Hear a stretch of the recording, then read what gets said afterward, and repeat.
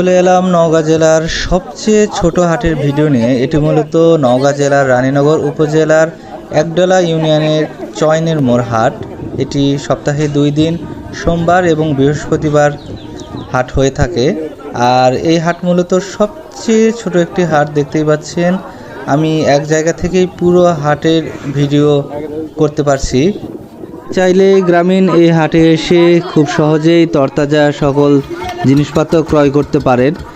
আর সেই সাথে এই গ্রামীণ মানুষের শুধু যে চাহিদাই মিটায় এই হাট তা না, তাদের চিত্ত বিনোদন এবং অবসর সময় কাটানোর অন্যতম একটি উৎস হচ্ছে গ্রামীণ এই হাট।